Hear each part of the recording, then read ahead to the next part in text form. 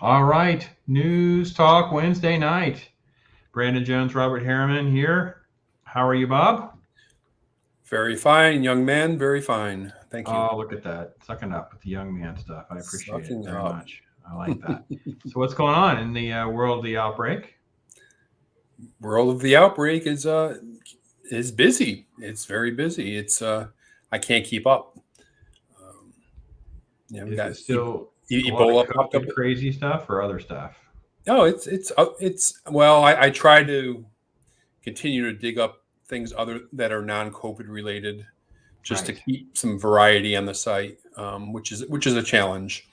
Sure. Um, but yeah, I mean, Ebola's back. Um, there's this Israel found this UK strain of COVID. It's a variant of Delta. Uh, so that was kind of interesting. And there's a lot of stuff going on. You do have to make an effort though to That's find it. good. But I mean, some people are liking. I get some compliments where they'll say, "Well, while the rest of us are focused on COVID, back demand is digging up other stuff." That's right. It's hey, you're the worm and germ guy. You got to do your part. I appreciate Yeah, it man, very much. doing I my love part. it. So. So what's up in Alex will your be on world? in a minute, and we'll jump through some topics. Yeah, not much. Pop culture in my way along through some stuff, good, bad, and ugly. I liked. There's a very big phenomenon. I might ask Alex if he's seen it. It's called Squid Games on Netflix. It's become like the phenomenon. It is essentially Running Man meets Mad Mad Mad World, and it's like Survivor with like deadly results. So here he is. He's the man, the myth, the legend himself. Unintended baggage co-host Alex Snitker. How are you, my friend? Doing all right, man. How you doing, Brandon?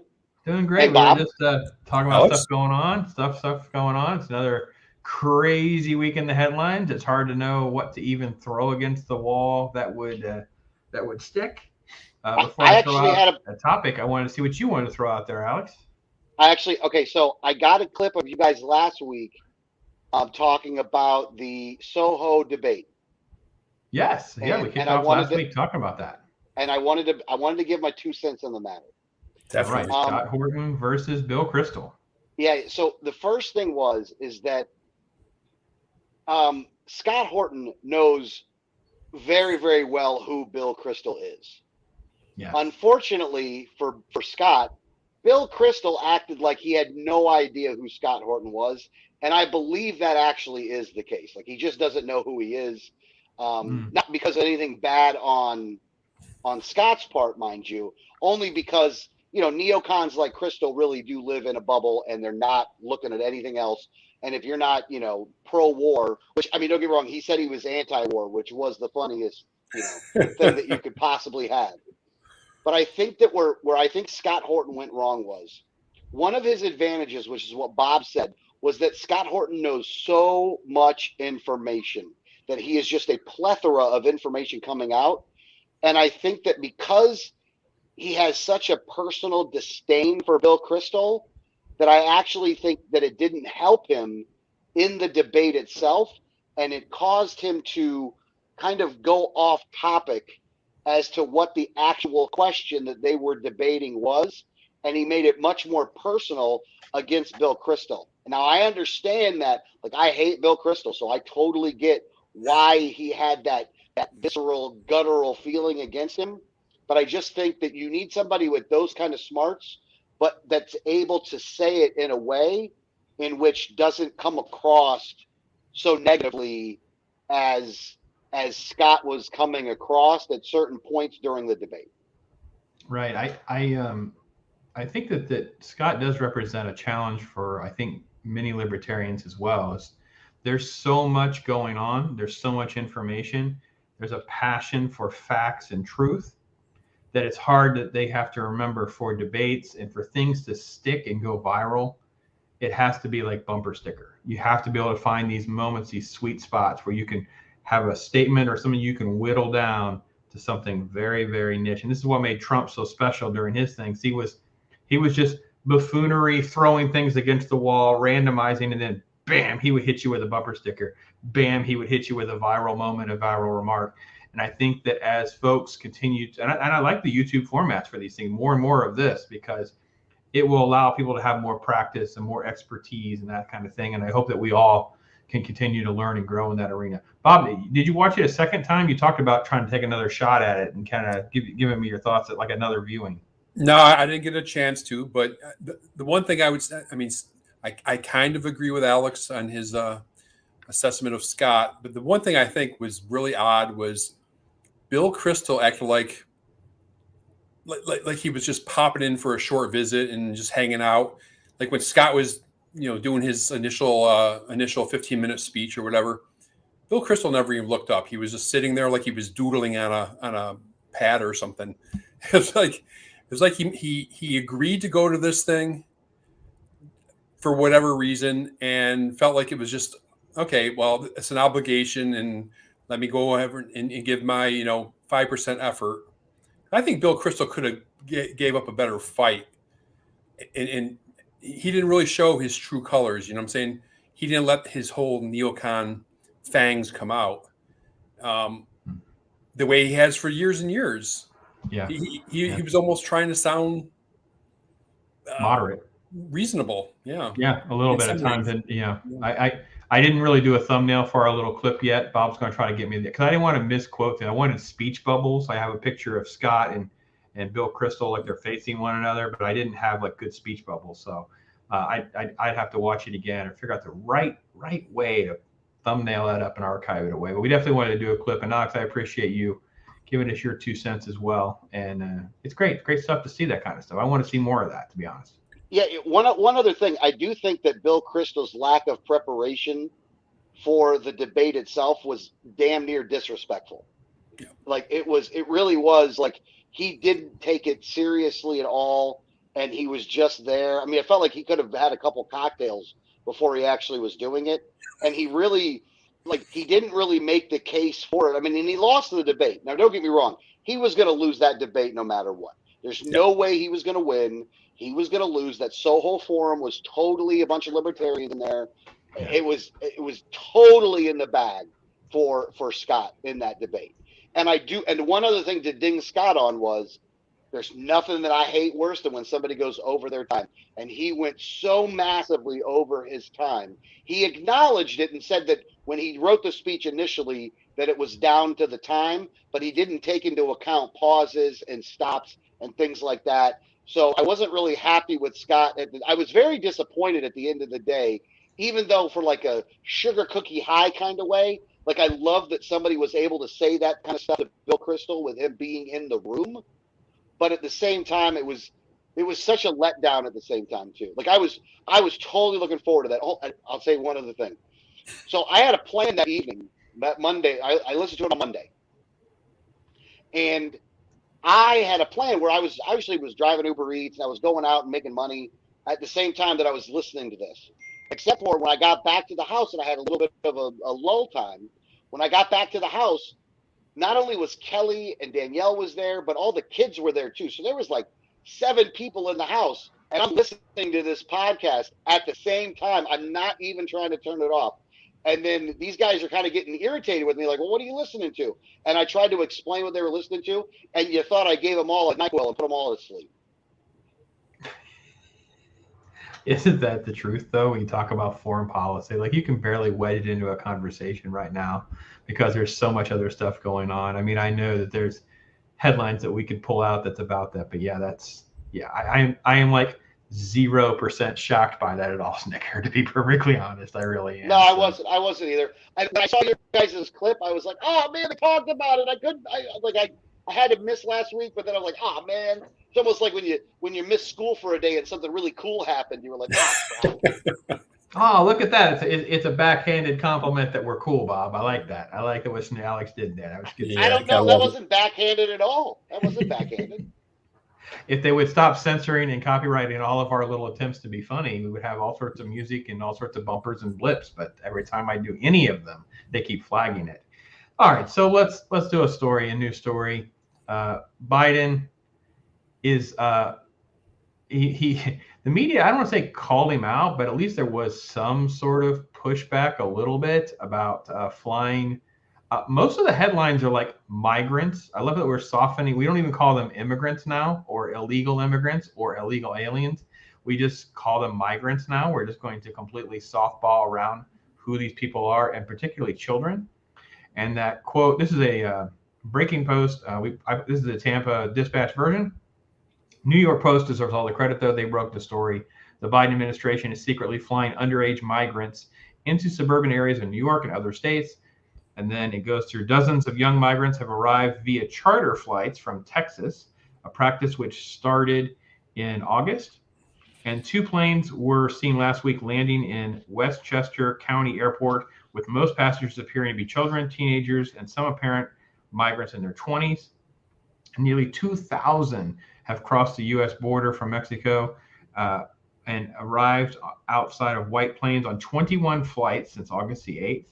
And these flights are arriving between midnight and 6:30 a.m. This one was the one that was documented on August the 20th. There were flights between 2:13 in the morning and 4:29, which is in violation of like their curfew rules there. So this is what got tweeted out. There's like really no like gray area. It's a whole bunch of people, all these kids, what's going on? So of course we ask press secretary, what do you got? Well, first off, the local Democrat, this is Tom Suozzi. I may be saying his name wrong. He's in charge of the district for Long Island and Queens. He represents those constituents. Very angry and frustrated. He wasn't advised. Like the Democrat didn't even know this was happening. And then later at the press conference, she changes the quote when she's asked about all of this, about being middle of the night. So she says, well, we're talking about early flights. I mean, earlier than you might take a flight. So she starts trying to spin all this and create this distraction. And then she talks about the legal responsibility, blah, blah, blah, blah, blah, blah. So I easily could have put this in the whole, does it matter? Should it matter? But I feel like there's more here than that. I don't know. Bob, you and I talked about it briefly. What are your thoughts on this whole story at this point? Well, I guess I'm trying to figure out the motivation. Why are they doing this? Why those particular areas? And B, do the states have no authority over those flights coming in? I don't know. That's a federal and FAA regulated, I guess, right? But I mean, if I'm the governor or the mayor of a city, do I have no say that you're dropping off 2,000 people just like that? Yeah, I don't know. I don't know what the administration's motivation is. I suspect it's not good, right? But I'm not sure. Yeah, I'm just not sure. Yeah. Alex, what are your thoughts? I mean, why is it at 2 a.m? Like, I don't understand the lateness of it. I mean, it seems like they're trying to hide it. Mm-hmm. The thing is this: why are you trying to hide it? And why not just be upfront about it? I don't understand. Like, you're right. Where there's smoke, there's fire on this one, and it just seems like there should be something more to it. And I don't know why they're not just being out front. Look, if you want to bring these people in, then just be out front with it and say that I want to bring these people in. So I don't get the 2 a.m. flight with a bunch of kids kind of thing. Yeah, I think motivations, conspiracy theory at this point. Obviously, we've heard reports here in Florida. We've had some stuff. We've had stuff kind of all over the country. I see a lot of scattered things, but I haven't really seen stuff with photos until I saw this one. So I didn't know how to run with it till then. Obviously you talk about just trying to sprinkle them all in throughout the country. So then it's easier to hide what a crisis or the quantity of people that are now here. I mean, that's kind of on the surface, the least malicious version of my conspiracy theories that I can come up with. Like, it's just easier to disperse, hundreds here, hundreds there, hundreds here. And then that suddenly you don't have this massive population of people that are right still on the border in that general area of Arizona and Texas, because they're going to do everything they can in the next 6 years to flip Texas at least purple, to get more of a stronghold in that southern area. So the last thing they want to do is to have a bunch of negative press on the border. So have you seen any other states or any other stories really of mention in this arena? Is it something that's kind of percolating to the top now that the New York Post and that prompted the press secretary being asked? So now it's like it's not really getting ignored like it was for a while, because this stuff dates back for, I mean, I've seen some of this stuff that dates back for over a month, but I haven't had any photos. I really haven't had much to go on. Yeah, again, it's the variation in states that they're doing this in, which kind of like leaves me a little bewildered. You know, it's going from Texas to Florida, or Texas to New York, and I cannot figure out the motivation. That's what Tennessee was also a hot spot, believe it or not. Okay, that would make sense. You know, Tennessee and Florida, but you know, New York is kind of like the one of these things are not like the other. You know. Why? You know? Yeah, no, I agree. We're a weird place, that's true. All right. Well, that was my main serious story, because again, there's so many serious stories I wouldn't know kind of where to begin. The Chinese missile thing, and there's so many things that are out there. But I thought what was interesting, and Bob, you and I briefly talked about this, about the Dollar Tree thing, but the video won't load, so we're not going to be able to talk about that. It's funny how, when you're streaming, certain videos won't work. But let me ask you the question about like the Dollar Tree thing, because Dollar Tree kind of represents our like almost an inflation barometer about where we're at on things. You guys have heard, obviously, Dollar Tree's talking about kind of becoming more like a Family Dollar. Well, they're owned by the kids. They're owned by the same company, I believe, as, let me get this straight, Family Dollar and Dollar Tree are the same, but Dollar General is separate.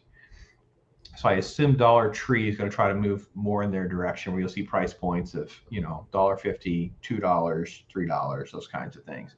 Mm-hmm. And you're seeing a lot of really poor people that are really, and there's a video, and like I said, I can't get it to load. It's just got some weird box over it. So maybe they removed it at the source, but it was a lady basically talking about, I don't think it's right that they raise their prices. And we're like, yeah, wonder who you voted for.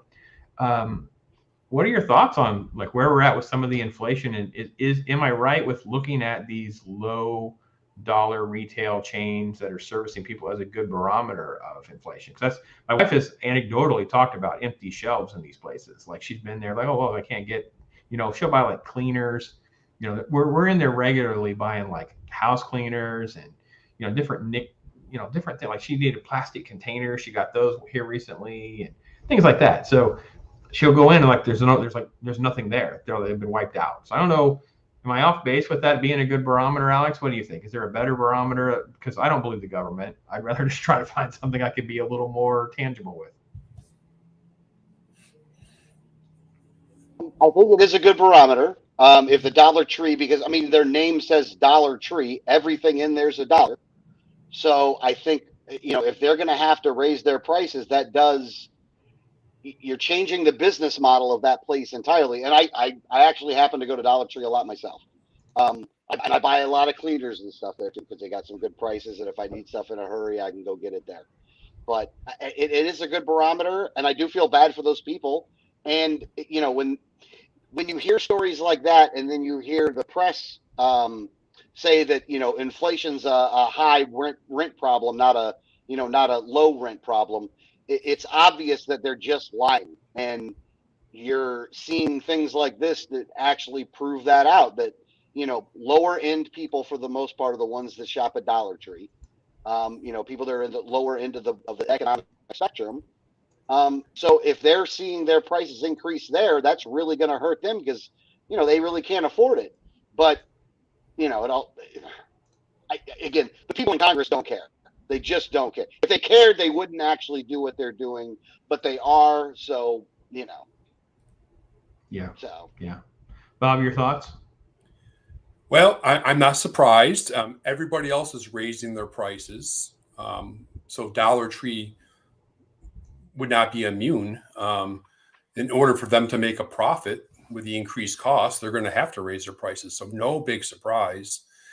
Maybe it does surprise a lot of people because of the name of the store, but if they want to stay in business, that's one of the few stores in the country that has really multiplied over the years. While you see a lot of these stores vanishing, Dollar Tree increases by hundreds or thousands every year, so that they serve a purpose. But yeah, and just a short note on the inflation part, because I'm hearing people on the news. Doesn't matter what TV channel I watch, they want to blame the inflation on the supply chain. They want to blame it on this and that. Unfortunately, none of them are right, and none of them are blaming it on the increasing of the money supply. And I would love to hear somebody in mainstream media discuss that, because that's where we're at. That's why we're having inflation.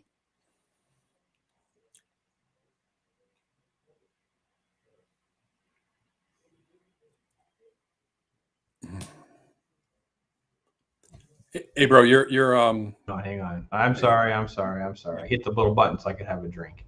At least we knew it was user error. It was user this time. It was user. Well, it's user most of the time.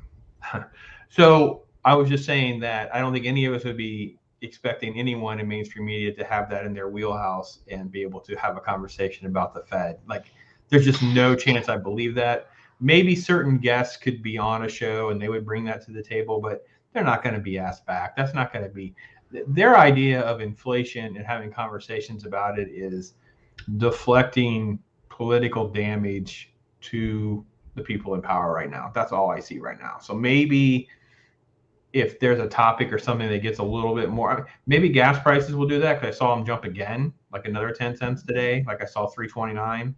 So that starts to be the kind of thing where they can't ignore that in the press. Like, it gets to a certain point where that's everybody will start talking about it. And that will be very, very soon, in my opinion.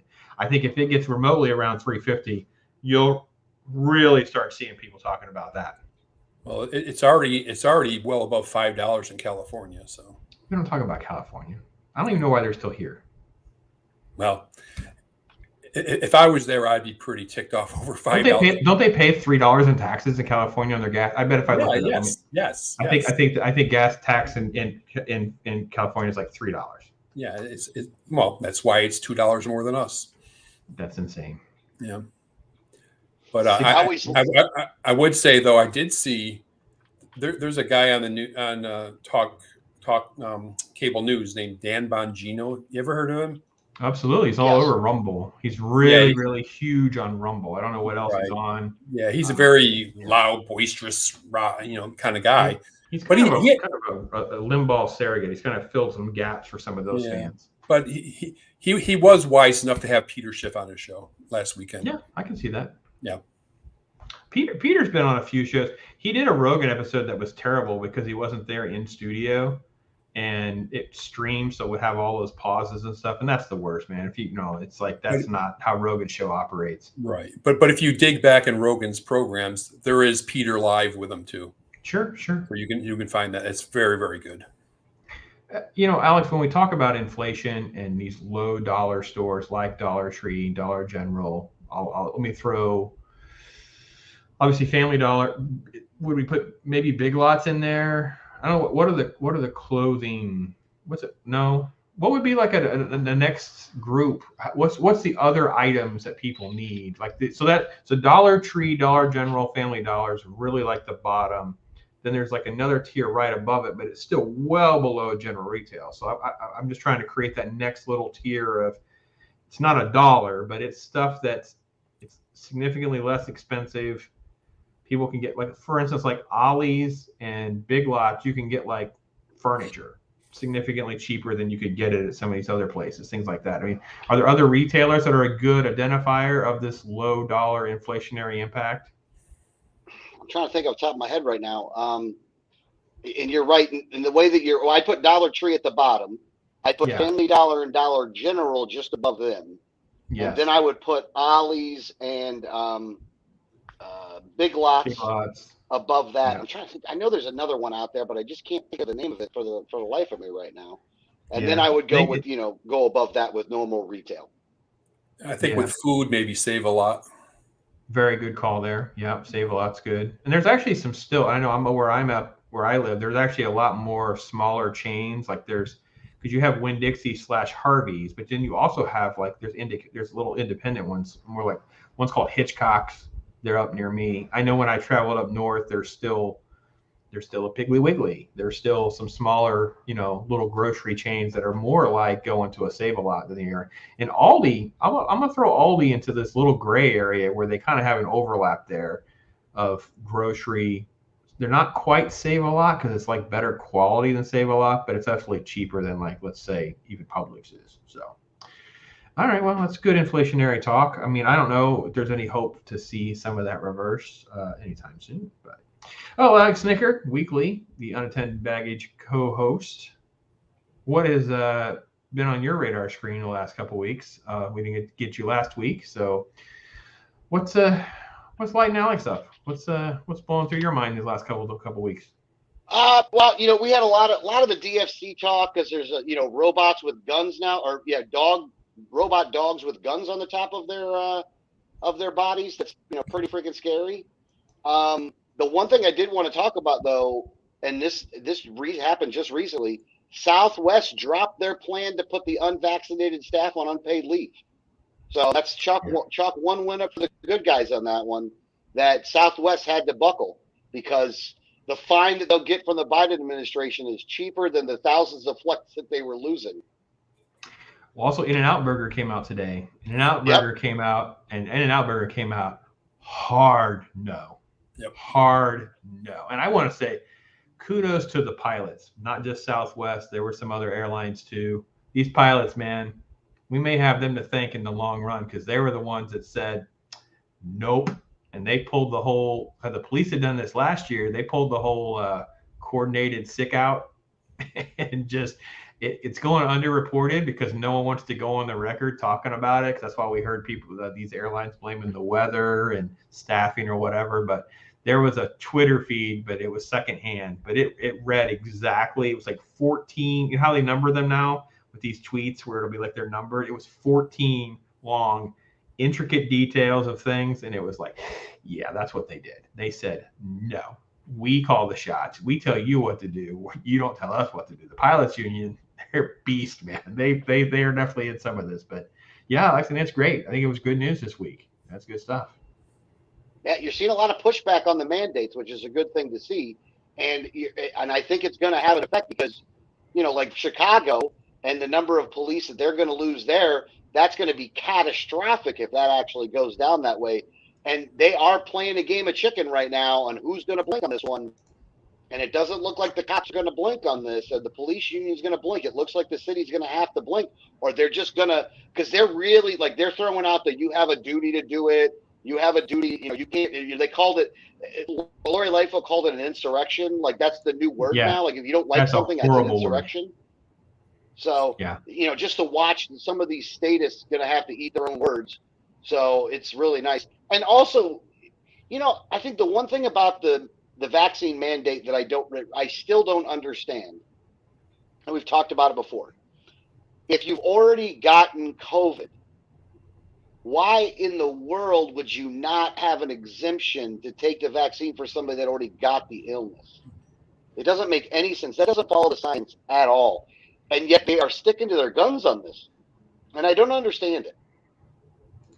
Bob, you got any thoughts? I mean, I think that the obvious thing for me is antibody testing versus T-cell, B-cell testing. Yeah. And, the better test would be a T-cell, B-cell. Very expensive, very difficult, blah, blah, blah. I could have had COVID, last year sometimes. It's like, I think it's also just easy, dumbed down science. That's why they throw it against the wall like this. Your thoughts? Yeah, no, I was just going to say, Alex has a point. If you had measles before, guess what vaccine you're not required to get? Mm-hmm. Right. Yeah. All right. That's good stuff. Alex, I thought I have you for a few more minutes, I think. I thought I enjoy tormenting you, but I thought it would only be fair to let you torment me, as I have not watched this yet. But last week on my Pops channel, I watched the Fauci documentary trailer. I've not watched the documentary. I barely got through watching the trailer, the propaganda Fauci documentary that's been put out by Disney Plus. It made my head pop off. I about lost it several times. So that's a fun video for those of you that are subscribed to Pops. Feel free to check out my Fauci video. However, there's more propaganda. And there's no surprise there's no more propaganda. I don't know if you've seen this yet or not. I don't know if you guys know about this or not. I have not watched it yet. I saved my reaction for you guys. The Mayor Pete trailer. Pete Buttigieg documentary hitting Amazon Prime. So here we go. There's a Pete Buttigieg document. Mayor Pete. Okay. Mayor Pete. Okay. I'm not sure. You'll have to tell me if you want me to pause. I'm not sure how I'm going to get through it. Here we go. Let's see what happens. I don't know how to make that go away. Hang on here. See if I can get that to work. Yeah, I have not seen it yet. Official trailer. Here we go. No, I do not want you to do that. Stop. All you add. Anything you want to make sure that I ask him? You spent so much of your life hiding who you truly were. Did you feel like you were able to be your true self on the campaign trail? I find it weird that he's playing that up during the presidential thing when he had already been a mayor and stuff for so long. Like, it's so weird that he still acts like, you know, you were in the closet. You were the mayor for years. You're like there's such a weird thing about this. Like, I don't understand. Sorry, that was really an aside. It's not just him. It's like this whole thing about being groundbreaking. I'm like this groundbreaking trans person. Like, I'm the first one. I'm like, there's been people doing this for years. And it's like, oh, I'm the first one to do this. And first one. No, you're not. No, you're not. So stop already. Anyway, sorry. Back to the show. Let's go back. Ugh. Mayor Pete. Town boy who went to Harvard and became a Rhodes Scholar, only to return to the city where he grew up. He's also a newlywed. I made Pete promise that we would have fun. This is the only chance you'll ever get to vote for a Maltese-American left-handed Episcopalian gay war veteran, Mayor Melendez.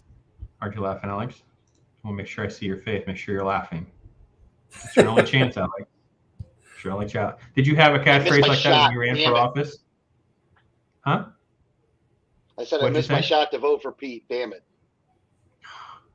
Did you have I missed your catchphrase when you ran for Senate. Did you have it's your only chance to vote for a right-handed fill in the gap? I'm a lefty.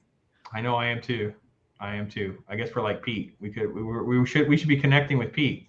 We have something in common. We're both left-handed. Yeah. It's a leap going from being a mayor to being a presidential candidate.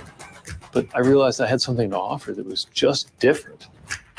What does he have to offer that's different? What on earth is this guy talking about? Oh my gosh. Bob, please tell me you know what he's talking about. Give me something.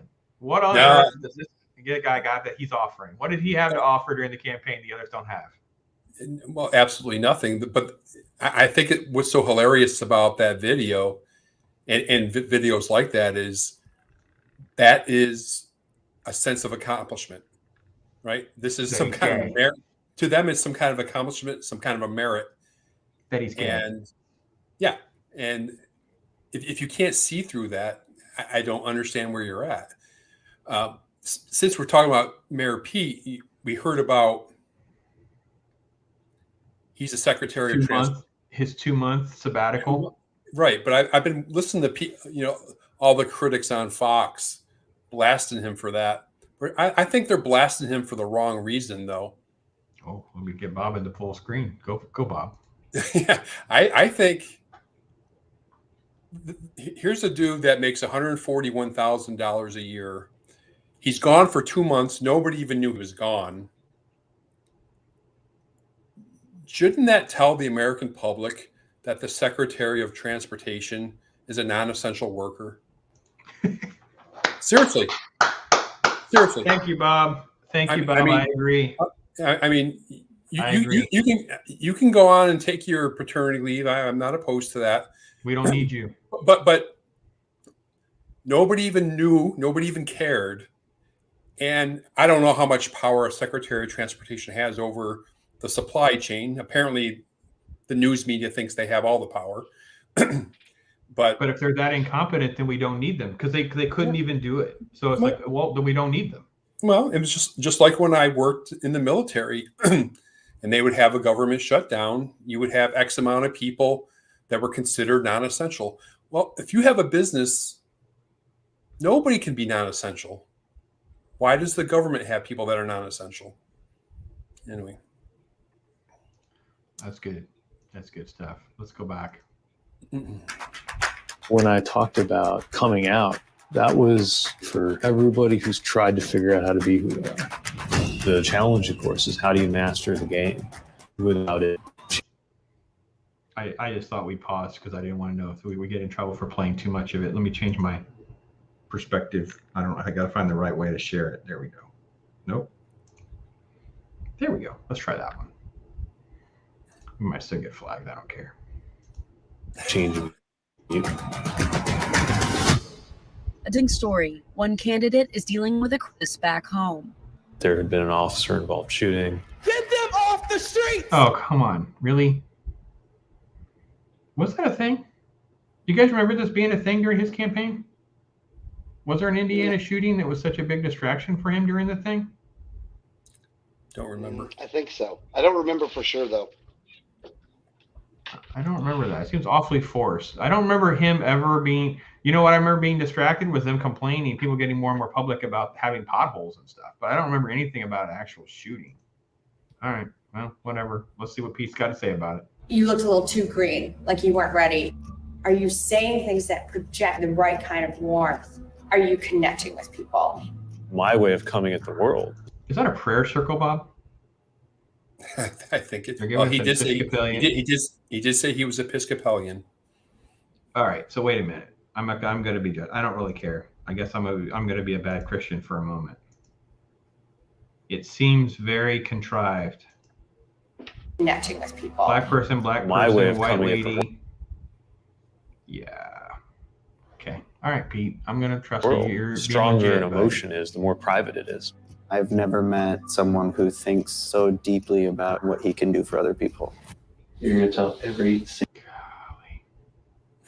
Golly. I've never met anybody who thinks they can do so much for other people.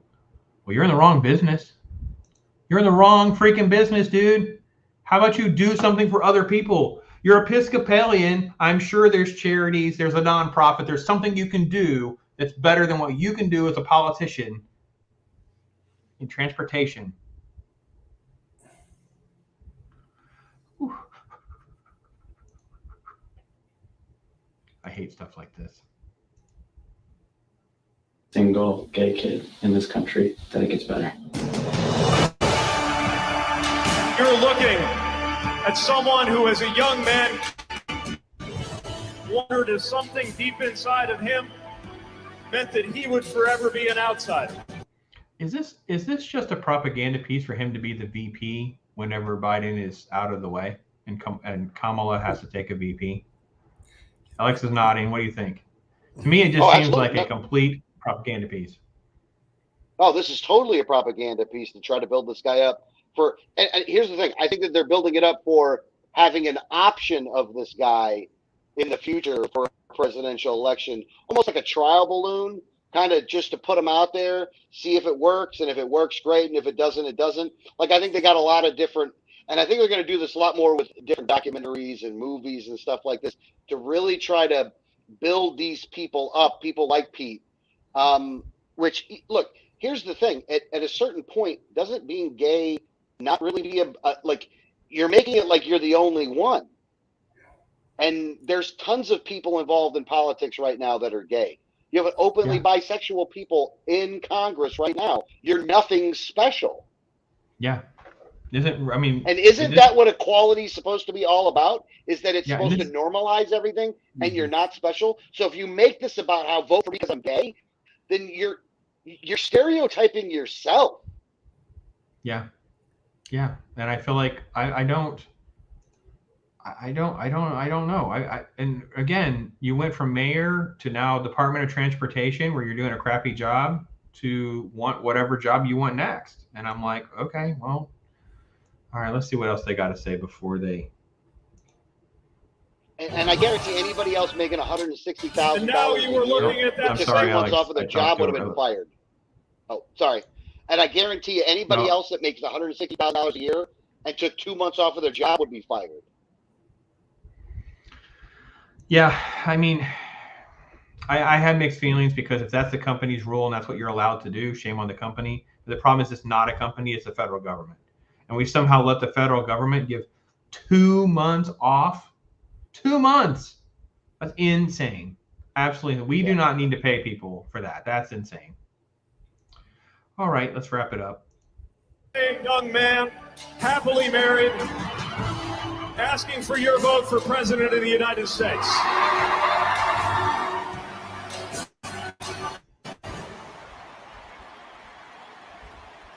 Just to let you know, there's a cow in the audience. We know whose side the cow is on. There's a lot at stake. No, for love of Pete. For love of Pete. I can't do it anymore. That's enough. That's enough. I can't do it. This guy didn't win an electoral vote. He did not win a single electoral vote. Just so everybody knows, just so you know, he lost to Tulsi Gabbard in the electoral college vote. He and Kamala Harris had 0. None of you Democrats voted enough for this guy. He got nothing. Nothing. I hope I'm wrong. Maybe I'm wrong. Maybe he got like 6 or something. I don't know. It's insane. Alex, thoughts on Mayor Pete? You excited about this documentary? You ready to like devote some time of your life to go and watch about Mayor Pete so you can learn? Okay, so the only thing I can think of is the only way that I'm going to watch this is if we use the dystopian future of A Clockwork Orange and my eyes are glued like this to it. That's the only way it's going to happen. Other than that, there's not a chance in hell. What do you think, Bob? You down? Yeah, I think he's being primed, like you talked about earlier. He is quick on his feet. He is a smooth talker. So I think he's being primed for another position somewhere. Yeah, I don't know. I read the Vox article again in prep for this because I thought because I remember how the left hated this guy. The left really doesn't like him. They did not turn out. He's not left at all to them. He's just another establishment white guy. They could care less about his gay card in the grand scheme of things. Now, admittedly, they'll turn on a dime. I'm not going to pretend that they won't support him, but that's not their direction. But I don't know, dystopian future or not, Alex. I might start a fundraiser or something. See if I can. I'm just glad I got to use the Clockwork Orange reference right now. You did a great job. You get to do that. We don't get to go through enough dystopian movie references ever. And now it's a new one. Have you watched Squid Game yet? No, I have it's not. On Netflix. I am going to have to watch it. I've heard too many good things about it. It is good. It is disturbing. It is survivor with like deadly consequences, with like a ton of other metaphors like Running Man and Hunger Games and Rat Race. And oh man, it is something else. It is so good. So good. Yeah. Really liked it. Didn't care for the ending as much. We could definitely have a spoilery type conversation about that after you've seen it. But no, it is really good. Bob, you gonna sit through something like that? It's pretty dark. Where do you find it at? Netflix. No, I cancel Netflix. Yeah, I understand. Good man. I don't good pay. man. I don't pay, so I'm not giving them my money either. So I'm with you. There are other ways to watch Netflix. I'm just saying, people, amateurs. Alex, I think we have to let you go because I know you're on the clock. I appreciate everything you do. Later, buddy. Unattended Baggage Later. on Patreon. Go over there, get yourself caught up, contribute to the cause. And Alex, have a good week, my friend. And we'll talk to you guys then. later. See you. Ooh, Bob, you survived. Mayor Pete. You survived Mayor Pete. I survived Mayor Pete, I think. Not a fan at all. But he is I can't stand these propaganda pieces. I just can't. He's a smooth politician, though. I tried to watch the Obama one that came out, and I only made it through one of the 4 episodes. It was so bad because there's no context. They're allowed to just say. I sound like a Media Matters fact checker when I said that. That was horrible of me. My point is there's a lot of lying through omission. That's how I'll say it. I won't say context. The context is their verbiage. Lying through omission. They present a documentary. They say this case. They do all this stuff, but they lie by leaving a whole bunch of stuff out. And something like Obama, They went through years of his life. I mean, decades of his life very rapidly without any sort of like, I don't know, mud. There's no mud. And what mud there was, they wipe it away and try to make it look good. So, Bob, I'll let you steer and drive. What should we, where do we go to? What do you want to talk about? All right. Let me jump back. I mean, you kind of stole my in and out story, so I threw that out. Oh, okay. Well, we can. I mean, I didn't pull it all up. Did you? You have more? No, it's okay. I mean, I think people get the point that, hey, yeah, we're not going to force our clientele to be vaccinated and show vaccine cards, and you know, that's just, you know, it just shows you the situation in a lot of these big cities, what's happening to businesses. And this is in San Francisco, and San Francisco just lost 5 Walgreens like a week ago or whatever. So business is going to hurt. And public services like fire and police. What are you going to do if you have to call the fire department for your house and there's nobody to show up? I mean, yeah, it's really sad. But since we were talking about dystopian, this my ballywick now. Well, let's just take a moment and pause. Notice our backgrounds just reflect how different we are. Bob's got this nice, neat, clean background with a nice map or whatever. I have comic books and toys. It's so pathetic. I'm such a man child compared to you. Sad. Go ahead. Dystopian me up. I'm all about it. I am down with the dystopian. I don't have the black pill, but I feel like I nibble around the edge of the black pill. Well, in the fact that this story is incredibly horrific. Okay. I'm assuming you heard of it out of Philadelphia. But it just tells you what society in the United States is like now. And do we got that up there? Did you hear about this? Oh, this is the woman that, yeah. She's raped on the train, and they filmed it or something, yes, right? Right. So in a nutshell, without reading the story, this guy who is, he came here maybe on a student visa from another country and overstayed, and he's been arrested for a couple times for sexual assault in the past, still here. So he's on this train. I guess that's what SEPTA is, right? And he starts messing around with this woman, starts fondling her, and eventually is on top of her. 40 minutes this went on. Nobody on the train did 40. Nobody did anything for her. They all were, don't know if they were filming, but story is that a lot of people had their cameras faced toward it. So I'm assuming, yes, they were filming it. And not until one of these SEPTA police came by and actually called, I think they called the real police, and they pulled the guy off of her that was on top of her on the train. And to get a TikTok video or Instagram video or whatever, YouTube, that's the guy. Yeah, that's an absolute shame. From Somalia. A serial rapist, basically. Yeah. It's like, that's just what is wrong with people? I mean, it wasn't like it was the middle of the night, right? And it was only you and them. No one on a train, right? Right. There was tons of people, so it wasn't like you wouldn't have any backup. At least you wouldn't think. Or if nothing else, call 911. None of those. There are videos like USA Today and Yahoo News has a video. I don't know if I should try to play it because I might be so horrified by it. But golly, what is wrong? Yeah, this is insane that we're at a place. I mean, we've seen enough with the riots and some of the protests gone awry where people will not protect the most vulnerable individuals. You know, you get senior citizens, you have people, but I mean, 40. I did not know it was 40 minutes.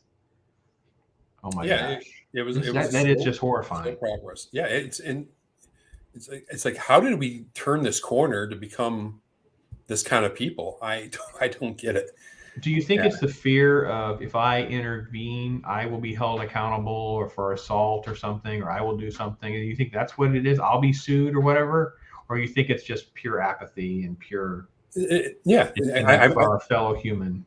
Yeah, I agree with the latter. I believe that. And, getting a viral video is more important than just about anything these days.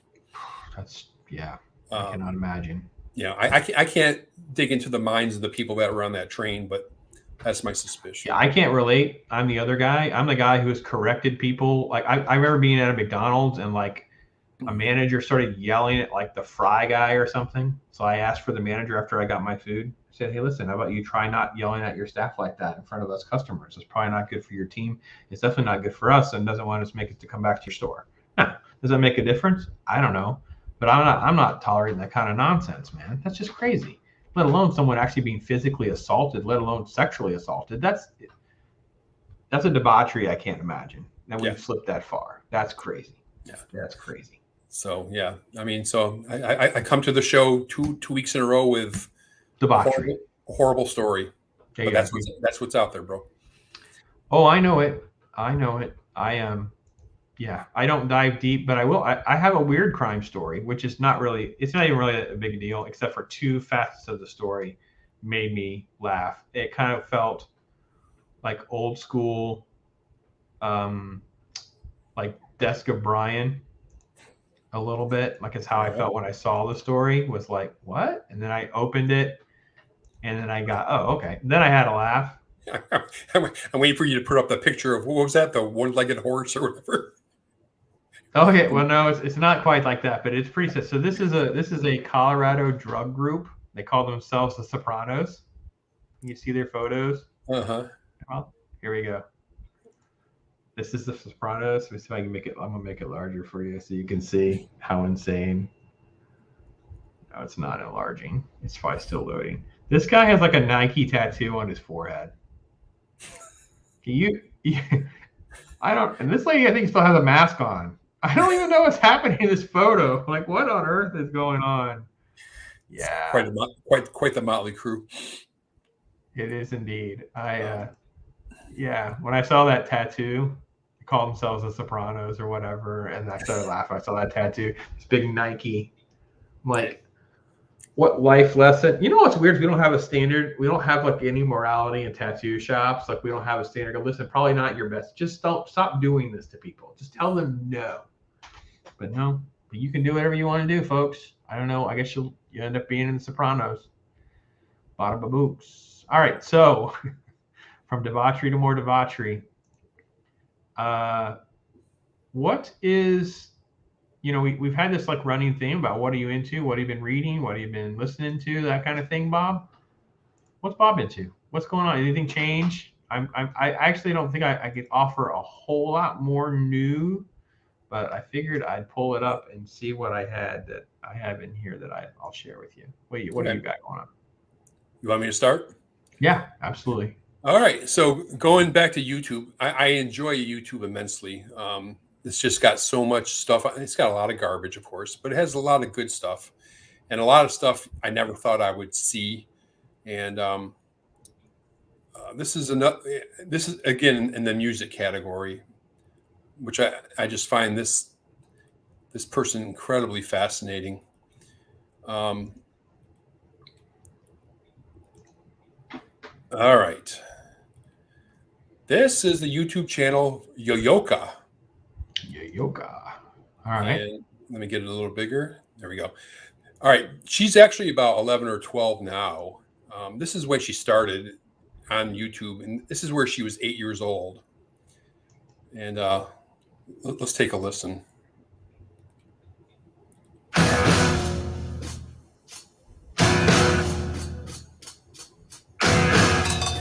And they got the foot pedal cam down there too.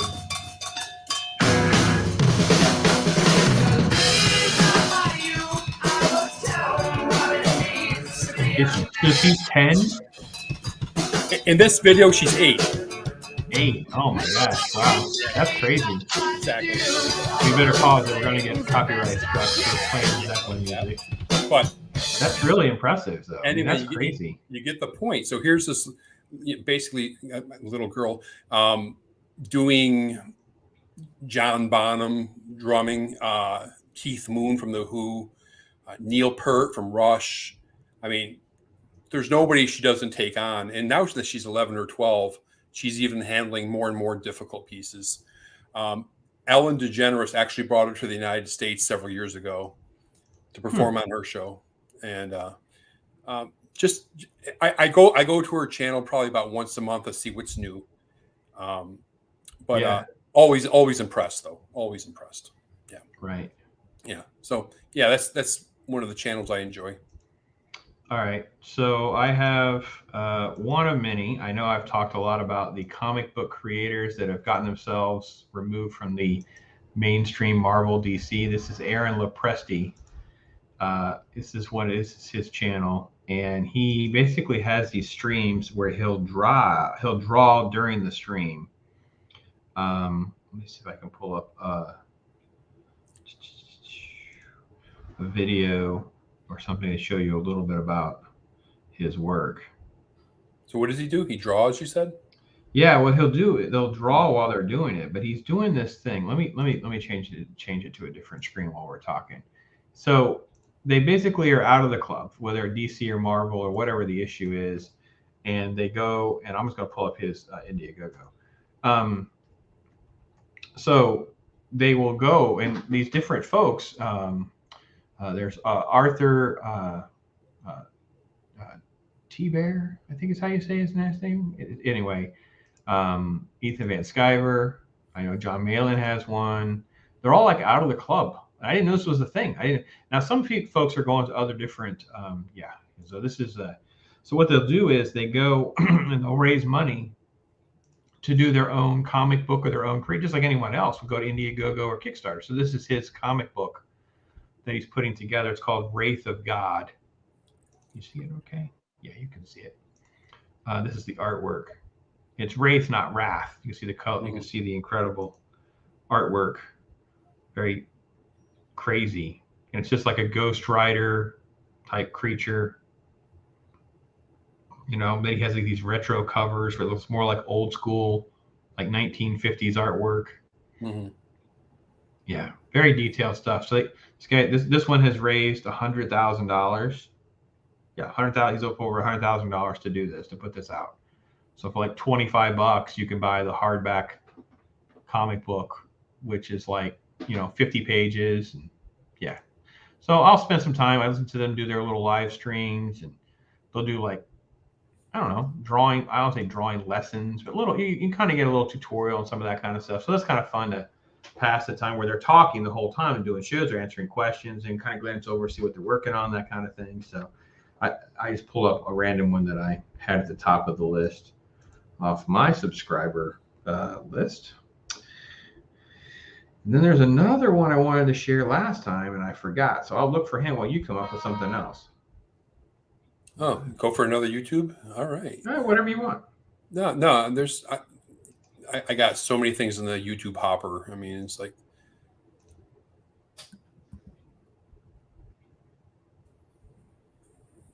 spell the name right. It would help. All right. Here's one I have ready to go. Her name is Gothics.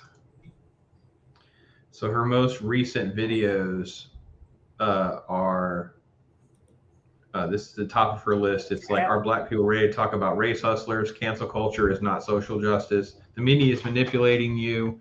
Political correctness doesn't correct anything. I mean, she is just hardcore, man. I love this lady. She is just so entertaining. And her videos tend to not be long. She does these, these are all like 15 minutes and less for these about cancel culture.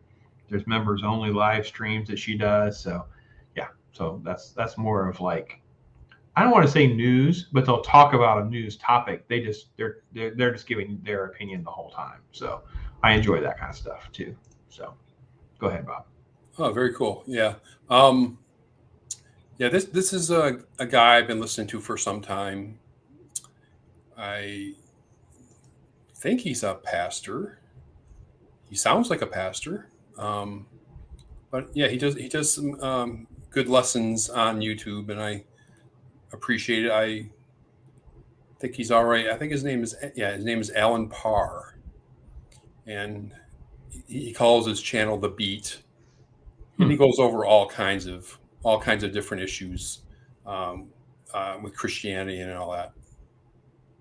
So yeah, good stuff. Yeah.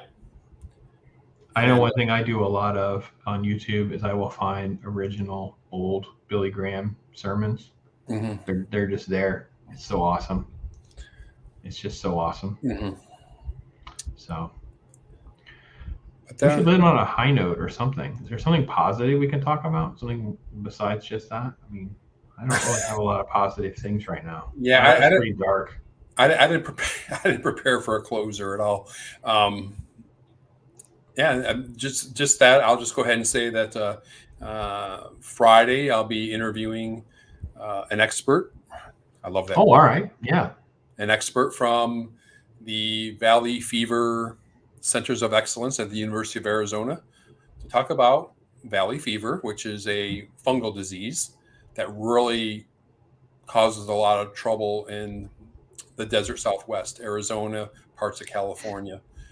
So that will be our topic on Friday. All right. I still have the one author I'm talking to tomorrow, and then I have a new interview with Mariah Peters. She's a Christian artist and speaker. She's going to be talking about obviously not just music, but also representation in the industry and some different things of concern for her, and she's bringing some awareness to. So I'm looking forward to that as well. So you got more interviews and stuff lined up, I'm sure. Now, that's where I'm at right now. This is for the rest of the week. I'll be working on stuff for next week. I do that over the weekend. Start sending out invites and see what happens. I don't have any new comic books or anything to show off on my desk. I haven't actually started anything new because I have those interviews to prepare for, so I haven't done anything else new. All right. Well, so, I'll know for next week to prepare for a closer. Yeah. Just in case. But yeah, that's it. And again, trying to get another person on the show, and just not happening. It's okay. It's fine. You just get stuck with me. We'll be all right. We can make it through another couple of weeks and see how things go. It'd be nice. It would be fun to have. It'd be fun to have 4 or 5 people. It'd be fun to have a whole bunch of people, to be honest. But a lot of different perspectives and stuff. Yeah. Yeah, but then it's almost like we have to go longer to give people enough time to be able to get their comments in, get their opinions in, and that kind of thing. So it definitely would be good to see more of that or do more of that. But we'll see how it goes. It'll work itself out at some point. That's for sure. Yeah. So. I mean, another option is if we could consider is actually having somebody come on and the 3 of us could interview him or her. Yeah, that's true. I've thought about that with some folks. I've kind of got a feeler out to somebody. It's just a Wednesday night thing again. But no matter what we pick, we're gonna have that. We're gonna have good, bad conflicts and whatever. So yeah. But it's good. We got a few topics under our belt, a few things done with our news talk, and it's always good to chat with you, Bob. I hope things continue to go well, and talk to you later on this week. All right, brother. Take care of yourself. You too, man.